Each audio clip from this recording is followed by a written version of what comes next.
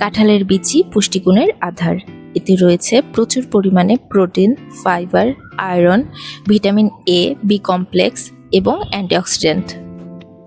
এটি রক্তশূন্যতা দূর করে, হজম শক্তি বাড়ায়, ত্বকের বলিরেখা কমায় এবং রোগ প্রতিরোধ ক্ষমতা বাড়াতে দারুণভাবে কার্যকরী।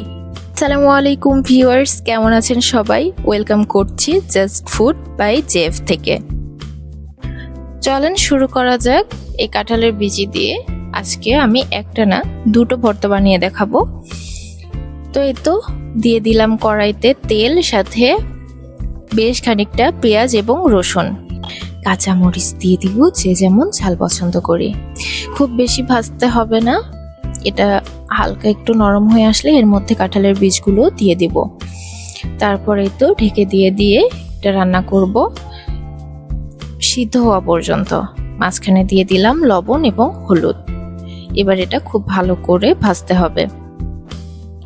দেখতে হবে যেন নিচে পুড়ে না যায়, আর কাঁঠালের বীজটাও সিদ্ধ হতে হবে। এই কাঁঠালের বিচিতে থাকা ফাইবার কিন্তু রক্তে গ্লুকোজের মাত্রা দ্রুত বাড়তে দেয় না, যার দরুন ডায়াবেটিস রোগীদের জন্য এটা বেশ উপকারী একটা ফুড। আবার এর ভেতরে থাকা যে পটাশিয়াম এবং অন্যান্য মিনারেলস, এটা হার্ট এবং মস্তিষ্কের জন্য বেশ ভালো কাজ করে। এত উপকারী জিনিস ফেলে না দিয়ে এভাবে একটু বাসা বানিয়ে নেবেন, দেখবেন সবাই বেশ মজা করে খাচ্ছে। এবার এই তো দিয়ে দিলাম আমার জাদুকরি মশলা। এই হাফ চা চামচ জিরা আর 2-3টা মাত্র গোলমরিচ এই ভর্তাটার টেস্ট এত বেশি বাড়িয়ে দিবে যে বলার বাইরে। যাই হোক, এটা আরও কিছুক্ষণ ভাজবো বেশ লাল লাল করে। ভাজা আমার অলমোস্ট ডান। এবার নামিয়ে নিচ্ছি। এই তো বাঙালির স্পেশাল হাতিয়ার শিলপাটাতে নামিয়ে নিলাম। এবার এটা বেশ ভালো করে মিহি করে বাটতে হবে। এই কাঁঠালের বীজ কিন্তু আয়রনেরও একটি বড় উৎস।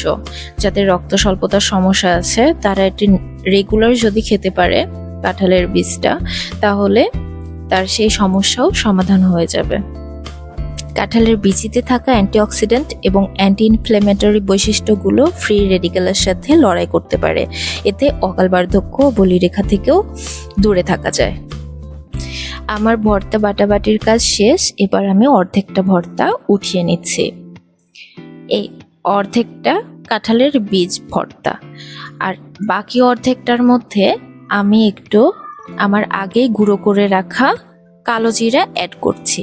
হালকা ভেজে হালকা তেলে নিয়ে শুকনো শুকনোই গুঁড়ো করে রাখতে হবে। আর এই তো কাঁঠালের বীজের মধ্যে আমি অল্প একটু অ্যাড করে দিলাম। হয়ে গেল আমার দুটো ভর্তা। সাথেই থাকুন জাস্ট ফুড বাই জেএফ এর।